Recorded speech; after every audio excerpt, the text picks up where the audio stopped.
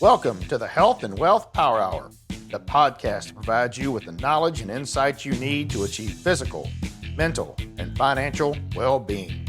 I'm your host, Harlon Pickett, a business consultant who's passionate about helping people achieve a more balanced and healthier life. Each week, we'll deep dive into topics related to health and wealth, including retirement income planning, innovative healthcare solutions, alternative funded health plans, and specific actions individuals and business owners can take to gain control of their finances, have access to affordable quality health care, and achieve peace of mind. We'll also be joined by innovative experts who will share their knowledge and insights on prevalent topics. So, whether you're looking to grow your wealth or improve your health, you've come to the right place. Get ready to be informed, inspired, and empowered. Let's get started. All right, welcome aboard Health and Wealth Power Hour. Thank you so much for joining with us today. Hope you are having a blessed Thursday.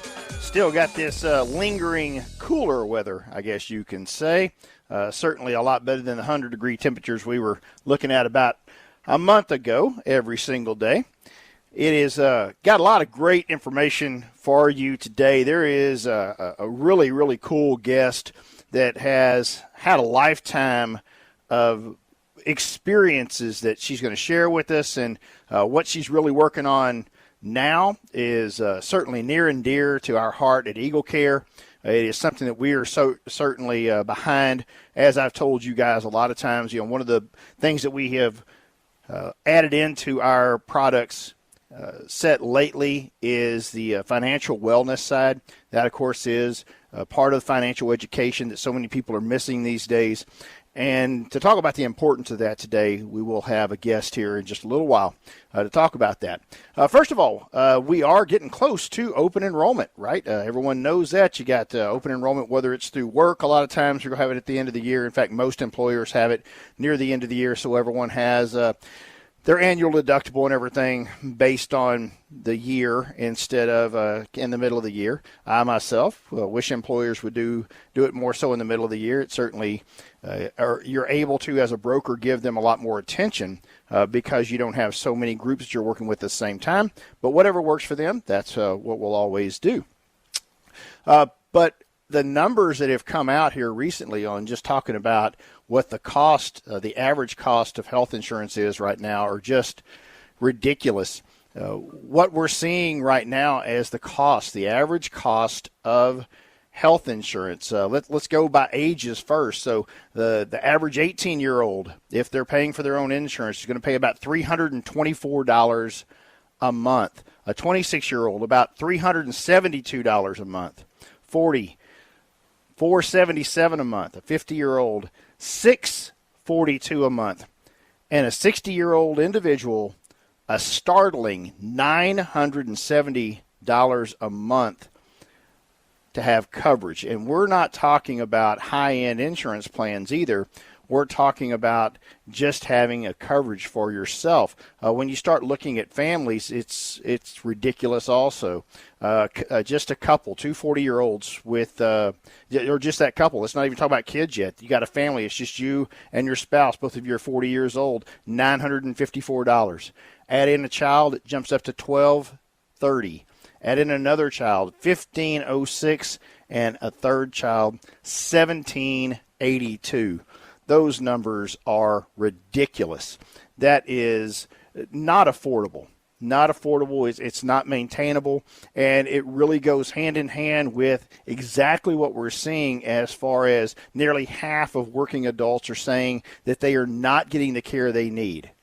So we have a historically high level of people that have insurance coverage, but we still have 46% that say they skipped or delayed care because of the cost of that care.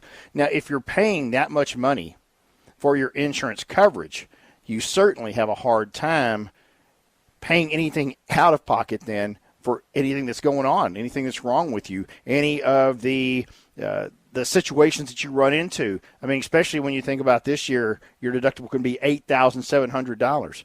Well, if you're paying $1,000 a month, just $1,000 a month for your coverage, that's $12,000 you've already spent that year. Then you'd have to come up with another $8,700 just to have something done. It's absolutely ridiculous. And that's where we find ourselves, because so many people are having that situation. 42% of the folks that actually did have to go ahead and have something done, let's just say they couldn't avoid it. It's not something they could put off. 46%, they just delayed that care. But 42% went ahead and had whatever done, and those are saying that they're struggling to pay off those medical bills. And those are folks that actually had health insurance. Bankruptcy due to medical bills is still the number one cause of bankruptcy in the United States. And so we have to start getting better access to affordable care. And there is no doubt that is where we step in with Eagle Care. Let's compare a couple of those things, a couple of those costs that we talked about. And so when you look at, let's just look at that 40-year-old, first of all. The cost for a 40-year-old, we talked about, it's $477. Well, that is the average cost on regular traditional health insurance. Okay, a 40-year-old on Eagle Care can get for $200 less. $200 less. So $275. A 40-year-old individual can get themselves taken care of and have, in my opinion, obviously, superior overall benefits to someone that's paying that $477 for $200 less. The 60-year-old paying $970 as an average can pay $320. That is unbelievable amount of savings to receive better benefits. Okay, let's look at a family. We talked a minute ago about what the family. So that family of 5 that is paying $1,700 plus can pay $695 on Eagle Care. And that $695, you would have a maximum out-of-pocket for your family over a 12-month period of time of $3,000. Not an $8,000 deductible, not even a $5,000 deductible, a maximum out-of-pocket of $3,000 over a 12-month period of time. These are the differences we're making. And those are not just a fly-by-night, you have nothing but catastrophic care. These options include your mental wellness. These options I'm actually talking about include $25 copays to go see a doctor, RX benefits, the financial wellness that I touched on quickly earlier. These are your full array of benefits all put into a single health solution to help you better access affordable health care, something you can actually use, not just to have, but something you can actually use. This is what we have put together for you with Eagle Care, because we know the struggles that people are having out there and finding good, affordable health care. Having health insurance does not give that to you. We have solutions. We have options. Go out and check us out at eaglecare.com. I think you'll be surprised at the thought that has gone into all of these options. We've been very thoughtful in the way that we have looked at these and the benefits that we've included, because we listen. That's the difference. We listen. We're not one of your large insurance companies that don't care. We actually listen to our clients, and we've listened to the industry, and we see what's lacking, and we develop and design our plans to be useful. All right, we are heading to our first break. When we come back, we're going to hear from Lana, because she has got some incredible stories to tell you about what her journey's been and how important financial literacy is to your life. Harlon Pickett, Health and Well Power Hour. Be right back. And we are back. Harlon Pickett, Health and Well Power Hour. Thank you for joining with us today. We are extremely blessed to have Lana Wimberly-Bowman with us today. Lana had a career as both serving our country, and thank you very much for that, Lana, and then moved off to government service for a little while. And now she has started her company by the name of Generational Wealth and Wisdom. They serve as a valuable resource to many, helping improve people's circumstances through financial literacy programs and helping to train people on how to reach their financial goals. Lana, welcome aboard. Thank you, Harlan. It is such a joy to get to actually talk to you now. I didn't get to meet you at the event where we were together, but you got to spend quite a bit of time with my wife. Yes, I did. And yes, she, I did. Yeah, she just couldn't stop talking about how impressive your background is and what a wonderful goal that you have now with your new company and what you're doing. And you're also, of course, involved in the credit union industry as a member of their advisory board of a credit union. But tell us a little bit about how your journey got you to where you are today. Sure. So, first of all, I worked for the federal government. I worked for the Department of Navy for 5 years. And I was actually writing software code to have missiles intercept targets. And then they kind of changed our retirement and threw us into the 401k plan or the thrift savings plan. And I did not come from a background where my family knew anything about investments or even had investments. But I realized in order for me to retire, I needed to find out more information about what an investment was. And so, of course, we didn't have the internet back then with all this wonderful information. So I purchased a book called Investing for Dummies, and I read it. And I started getting an understanding of how stocks work, different stocks. And then I purchased my first townhouse, and I had an opportunity to literally purchase stock in my energy company through their dividend reinvestment program. And I thought, this is wonderful. I just read about investing, and I'll just try this out for $25 a month. That's it. That's all I could afford based on my budget anyway. And so I started investing, and I realized real quickly I was getting dividends, and I was reinvesting my dividends, and all I literally did was open an envelope. And I realized I understand how this works. Everybody's going to need energy, so I just started continuing to invest for 2 years. To this date, I haven't sold one share of those stocks. Wow. And that's been about 30 years ago. And I realized that's how you make your money work for you. Fast forward, I got involved in an all-ladies investment club. I learned even more. I took on all the positions that we had, president, financial partner, portfolio partner, and got more and more involved in analyzing stocks. I started my own family's investment club in 2014. Then I had always saved money. I spent money, I invested money, and I gave money. I did it all, right, because that's the person I am. But having my son, Brandon, I realized he's the only child, so every Christmas we would go to my mom's house, but I told him, I said, you have to save your money, you have to save your money. So we would start saving our coins, and today I still have my piggy banks, and I still save coins. And then I realized in 2016 that maybe I should write a book. So I wrote a book, Brandon and Piggly the Piggy Bank.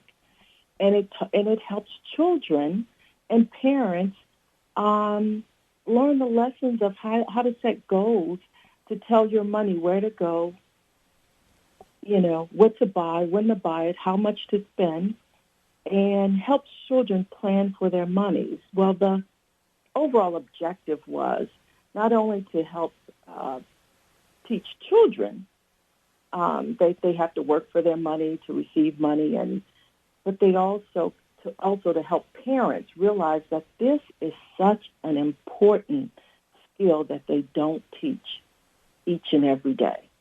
And we as parents or grandparents or aunts and uncle can teach these lessons and habits to build generational wealth and wisdom from one generation to the next generation, with the hope that the parents will help practice these money habits and lessons in their everyday life as they work with their children. And so that's kind of how I got started. And so whenever I guess the first thing that happened then, that's kind of interesting, is because of a change in retirement plan from work from all those years ago, that prompted you to start becoming financially literate because you didn't know how to make heads or tails of that. Is that correct? That's correct. And I knew I wanted to retire one day. I had a goal to retire when I was eligible to retire. That was my goal. But I guess you also understood if you didn't figure out how that worked, then that goal was probably not going to be met. That is correct. So I understood that I needed to learn. I'm a computer scientist, cybersecurity professional. My minor is math, so I analyze very well. I know how numbers work, but I took no financial classes. None. So let's talk about that side of it, because that is really what you focus on now through your financial literacy company and also through the children's book, right? That's correct. Okay, so let's talk a little bit about some of those fundamental pieces that people have to understand on the financial literacy side, the fundamentals, because obviously if you're writing a children's book about financial literacy, you're not starting out with the best way to figure out when to buy stocks. You're starting out with some more common basic concepts. And so talk a little bit about those, and I guess how you worked with your kids and grandkids to help them understand that. So the first thing is working with the child and asking a child, okay, starting with the coins, this is a penny, just your basic stuff, because we're talking about 4-, 5-year-olds, 6-year-olds, right? Where they just need to know what a dollar looks like, what all the currency looks like. And then letting them know that they have to earn the money. So in the book, Brandon and Piggly, each chapter talks about setting goals. Well, why do you want this? Why do you want to purchase whatever the child wants to purchase in a hurry, right? So That's a spending. You want to spend some money, but what's the goal? Why do you want that? And then you have to save some money. Now, save some money for when you want something long-term. What do you want? Maybe we're going on vacation. In my son's instance, we were going on vacation, so that was his savings. Investing, what do you want to be? So sometimes you talk to the child, I want to be a fireman. Well, you're going to have to do this. Or I want to go, whatever they may want to do. But then it's also important to give from the heart, to give your time. And so one of the things I try to do is up front when I started the children's book, I talked about having a grandparent. A grandparent actually gave Brandon his first piggy bank, and then defining what those 4 steps is: investing, saving, giving, and spending. And then from there, we started talking about, so now why do you have these goals? I want you to think about the goals, write down your goals, and then helping the child. And what I encouraged Brandon to do is call a family meeting. What do you want to do? Then now you have to negotiate, right? You have to say, okay, these are the chores that you can do to help get money, because you have to get money to put in your piggy bank. But then,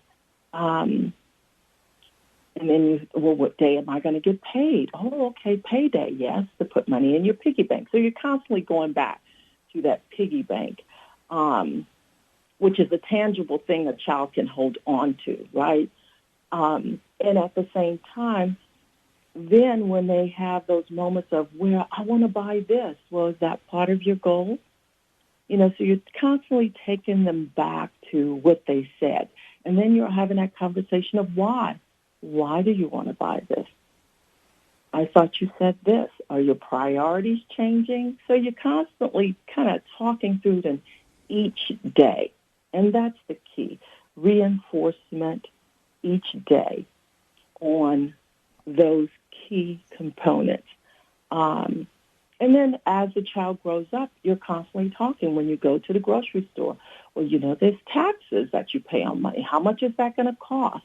So you're constantly reinforcing that it costs money. I only have a certain amount of money for groceries. So those types of things. That the kid realizes, you got to go to the grocery store. There's a transaction. There's a money transaction.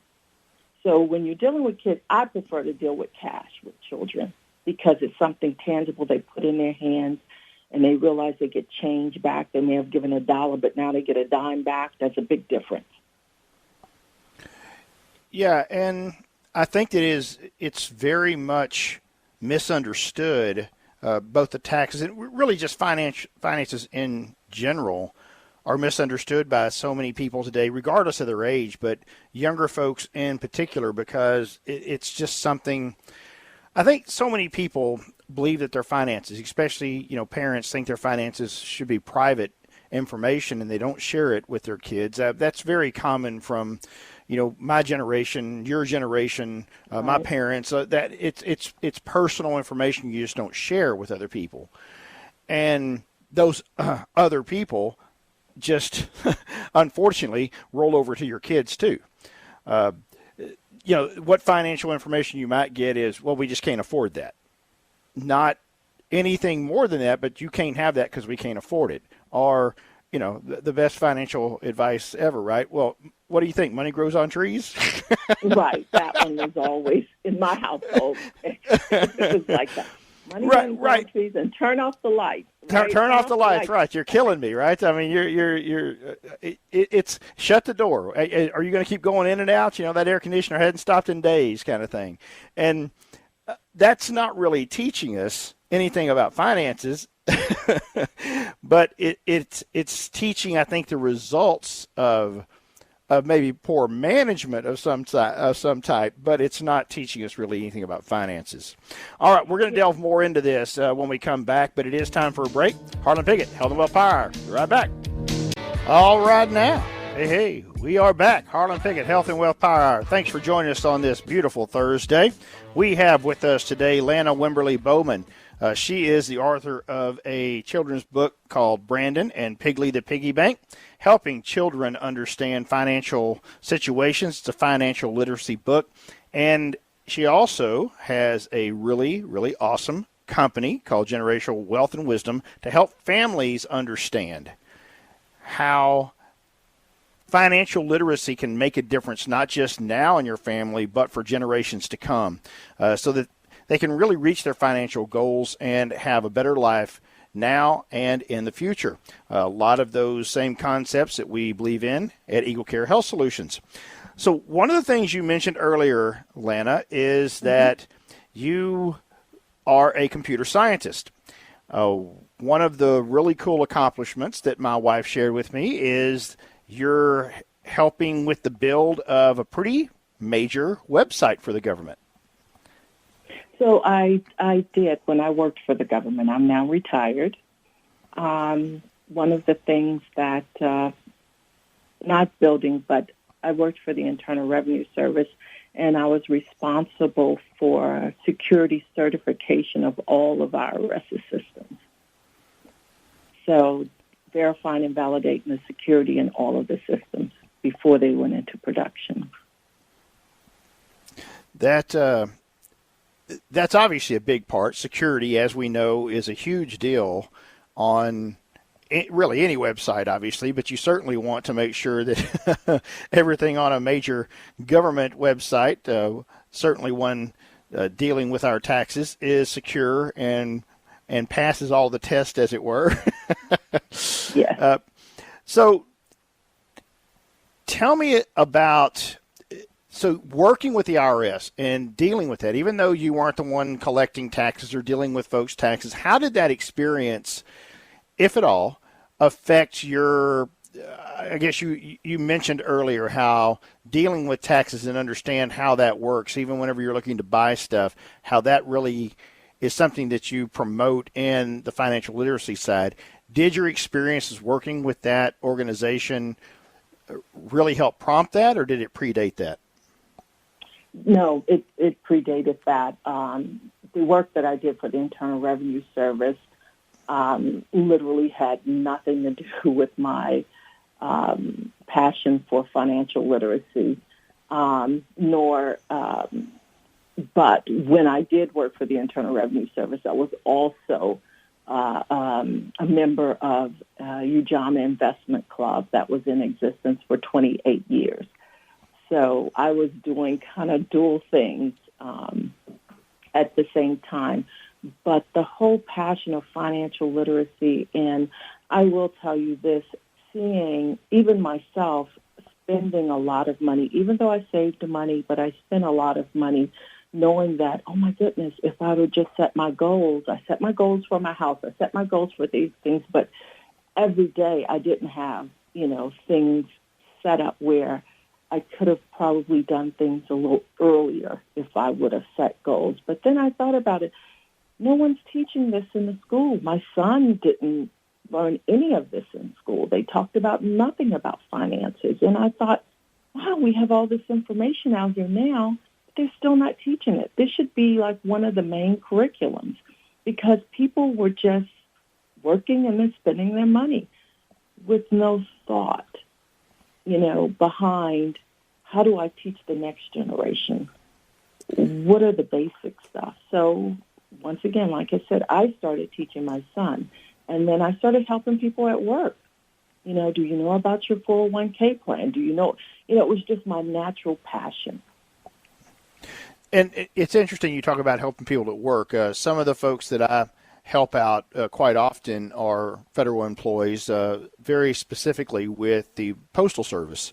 I'm on an advisory board for an organization called the Federal Employee Service Association that helps individuals understand how a TSP works, how their FERS annuity works at retirement, how even they may benefit from Social Security, the best time to take that, things such as that. That's what they work on. And it never ceases to amaze me how little people understand about the benefits that they have. It's amazing. It really is. And I think what really prompted you is something that should prompt others, but they almost think that it'll just happen. I know that sounds kind of strange, but no, they right. think it's going to be magic, right? Actually, I'm helping through my church because I do financial coaching through my church. And a young lady came, and she wants to retire. And I tell them straight up, I said, okay, you have your budget. She says, yeah, I have a budget. I said, you need to have a retirement budget. And she was like, huh? I was like, because when you're in retirement, your salary most likely won't be what you're getting now. Right. So you need to position yourself to be able to live within your retirement budget. So you've got to set goals to get you there. No, and she thought about it. Yeah. And I said, now there's things that you're going to have to pay, and there's things that you could maybe, if you work now, work towards the goal, maybe you could pay off your house before you retire. Maybe you want to pay off your car note before you retire, because I want you to see what your budget is going to be in retirement, because that's reality.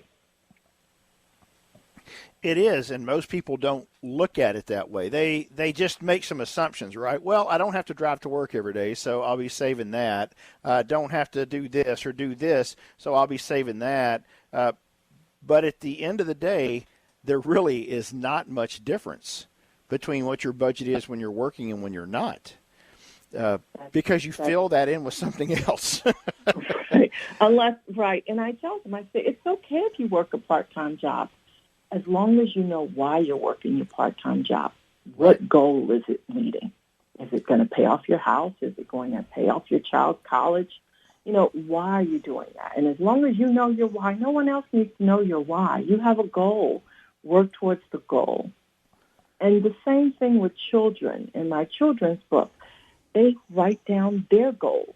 It's not my goal, it's their goal. But you just remind them, well, wait a minute, you wrote down your goal. You said, is that still something that you want to accomplish? And one of the things I do, recommend in the book is have the children call the family meeting.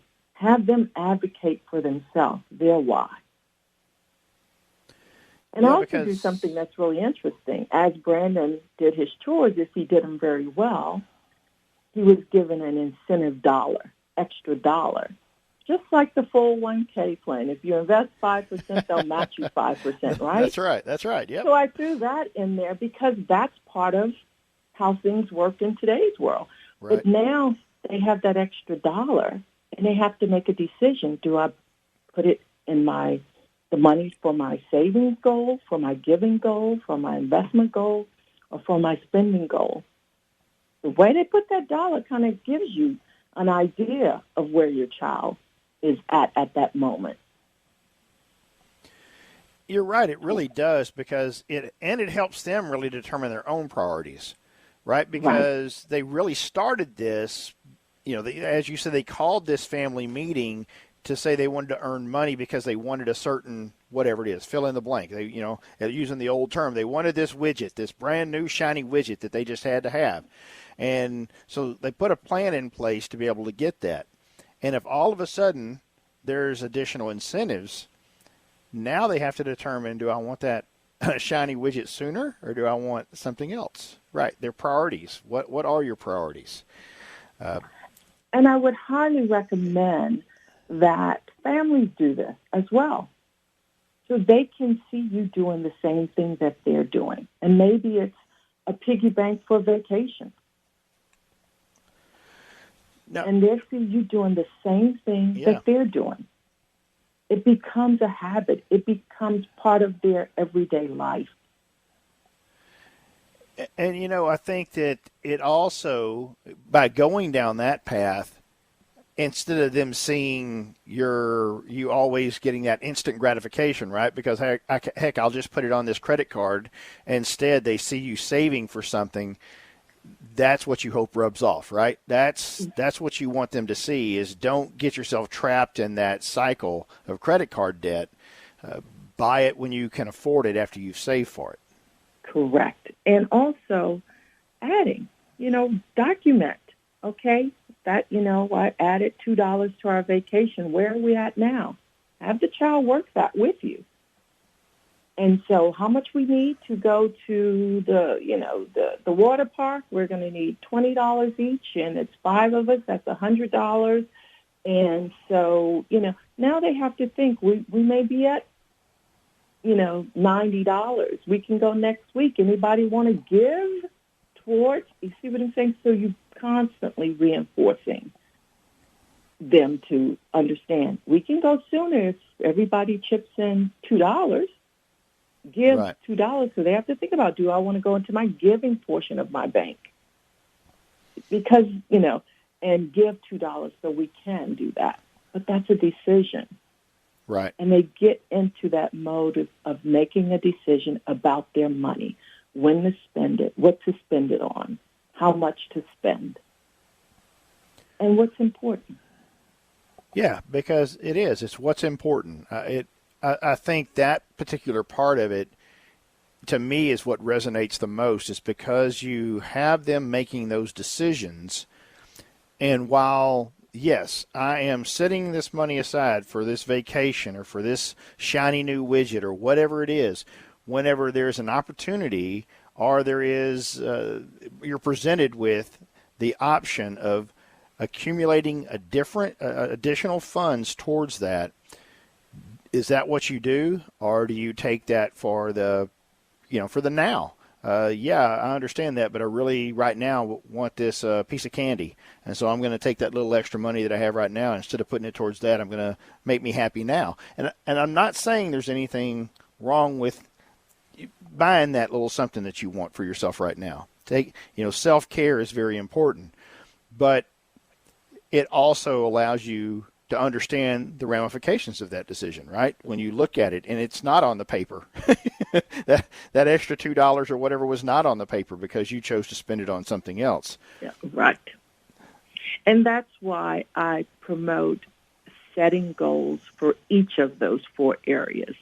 So you can do your self-gratification with your spending portion of your bank. You can, save long-term for your investment. You can save, a year or 2 out for that savings, whatever that shiny thing is. But there is a part that you have to give. We have to help each other out. Absolutely. And giving shows that you're helping someone else out, but that's all a thought process that a child has to make their decision. And you're teaching them at a young age, make decisions for your money. And that's one of the things that's in my children's book, Brandon and Piggly the Piggy Bank. The first thing Brandon said, so Mom, what do I get to buy? And she says, you have to decide that. Think about writing down your goals for your money. And so he goes to his room and he thinks about what he wants to do. Very, very cool. All right, when we come back, I want to hear a little bit more about your company and how you're helping families. And I also want to hear about the journey of you starting your own family investment group. Harlon Pickett, Health and Wealth Power Hour. Be right back. All right, and we are back. Harlon Pickett, Health and Wealth Power Hour. Thank you for joining with us today. We are blessed to have Lana Wimberly-Bowman with us today. She is the author of the children's book, Brandon and Piggly the Piggy Bank. She is also the chairman of the Andrews Federal Credit Union Service Quality Advisory Committee. Whew, that's a long title you got there, Lana. Yes. So one of the things we were talking about before we went to break was really getting kids started young on that financial literacy. But a step that you took once you kind of started down this pathway was getting your family, your extended family, involved in an investment group. Is that what you call? Am I using the right term? An investment group? Investment club. Okay, investment club. All right. So tell me a little bit about what an investment club really is and how you got your family to buy into that. Okay. So one of the things I did is I have 4 siblings. Okay. And between the 5 of us, we have 6 kids. So the investment club is Ashley Wimberly Investment Club, which is my mother's maiden name, Ashley, and my father's name, Wimberly. So I called a family meeting with my siblings and said, this is what I'd like to do as part of generational wealth and wisdom. Our kids are, I think the oldest one was like 18 or 20. So somewhere in high school and somewhere in college. And I knew they would be coming out going into the workforce. And they, too, will have a 401k or a 401b plan. Right. And they knew nothing about stocks because we didn't teach them. From that perspective. And so I was like, okay, I, did some with my son because I was in an investment club and we would talk about stocks and things like that. And so I called a family meeting and I asked my siblings, this is what I want to do. And I put together a presentation and I said, now this is the catch. The money doesn't belong to us. All the money we either make, invest, goes to our kids to help them start on their generational wealth. We will give them knowledge, wisdom of, how to invest. So they agreed, and we agreed that the kids had to work for their money. That was number one. They had to buy in $100. They had to raise $100 for the initiation, the initial membership fee. We all had to put in $100. They had to work for it. They had to work for their dues. We let them decide. Once again, let them make the decision. So when I had the meeting, I said, you guys decide how much dues do you want to pay every month. So they came up with $15. Well, me and my siblings said whatever they came up with, we would triple it. Okay. And so the first thing I did was there's a free, and I don't know the website, but there's a free software where you can set up a little game where members of your team, they go in and they buy stock with fake money. And then I tell them whoever had the highest return at the end of 3 months would get $50. Of course, that's $50 towards their initiation fee, their membership fee. Right. So anyway, they were all into it. We would have a meeting every month to see. And then I had one nephew, and I said, who wants to volunteer to keep track of who's doing what and report out? So he was like, I'll do it. And they were excited. They were excited because they got to pick out their stocks. They got to buy how much they ever wanted to spend. The price was going to be changing. So they kind of got into it. In the end, my oldest niece won. And I said, okay, we're going to start our family investment club. And it's been wonderful because with young people purchase, I probably wouldn't purchase, but they're in the know, and I'm not. I wasn't doing any of the social media stuff because of my, I worked for the Internal Revenue Service. Right. So I couldn't be on Facebook and all of that stuff. And so that's how I got them in. And I did, training on what is a dividend, everything, how to analyze a stock, how to look at different industries. I started from the beginning.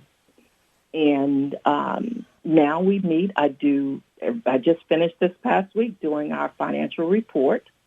They get a financial report. I had different siblings take different roles and responsibilities. And then eventually I told them, we will be the board of directors, and you guys will run the investment club. Very cool. That I really like the concept of the buy-in, because once again, then there's some skin in the game, right? Yes.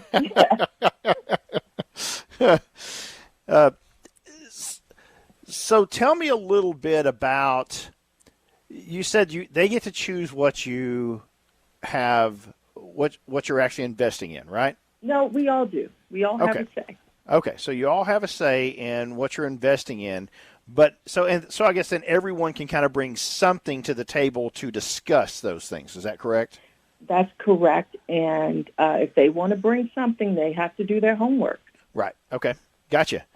They have to do their homework, and then every month, people, everyone is assigned stock. So you have to follow your stocks. It's a business. Right. No. Right. I understand. I mean, you can't say, "Hey, let's buy Amazon," and you're the reason why. Well, because it's Amazon, right? I mean, you can't that can't be the reason, right? You got to have some. You got to have a little more information than. Well, we're buying it because every week, Lana, they're coming to your at a good price, right? Maybe it's too high. Yeah. No, that's right. That's right. Because what are you gonna get for that? What are you really? Yeah, I can't even buy one share. Right, and we do keep a buy high, buy low, sell high, sell low range. Yeah. Because then you're really looking at stocks that make sense, not something that everyone wants Tesla, right? But that's not. I mean. You're talking about a lot of money nowadays. I mean, obviously, if you invested a while back, you did good. But to buy a share of it now, it's cost prohibitive for most people if they want to get very much of it. Let's put it that way. Right. And then mergers. We talk about mergers and new shows that's coming out, or like when I was. Of course, when I was much younger investing in stock, I realized real quickly, every time Disney came out with a new movie, guess where the characters would go? The little toys would go at McDonald's. Yeah. And I also realized years ago, every time Amazon came along, it was either FedEx that was delivering the package. All right.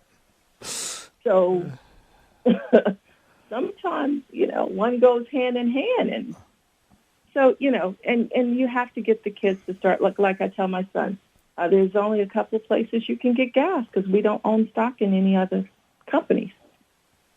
You got to pay yourself first. I'm serious. there's, we purchased a certain soda company because they literally had all of the chips associated with the company.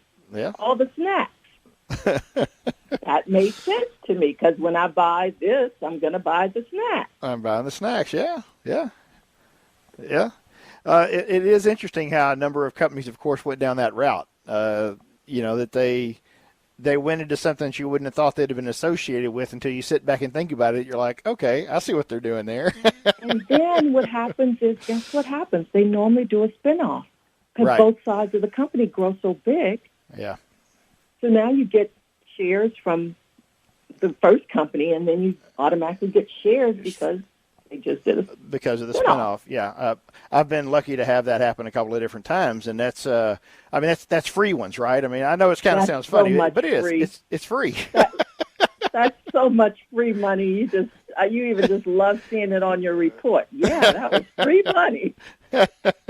I didn't buy it, and all of a sudden I got 250 shares or whatever it is. Yeah. You're like, this is rocking. Well, and I sure appreciate you taking time with us today, and I'm sure that you have inspired a number of people to do a better job of educating their kids. And how can they get your book? So my book is actually on Amazon. Okay. Brandon and Piggly, the Piggy Bank book, is for $9.99. It's a wonderful gift, but I will say this. Help your child make their piggy bank. Don't go out and buy a piggy bank. And if you go to my website, generationalwealthandwisdom.com, you can get a picture of a piggy bank. I have how you can make your own piggy bank with no more than, plastic bottles. Great. Hey, it is time for us to go. I sure appreciate your time. It's been a wonderful and a joy to have you with us today. I look forward to seeing you at some other events where I'm sure we'll run into each other. Harlon Pickett, Health and Wealth Power. We are out.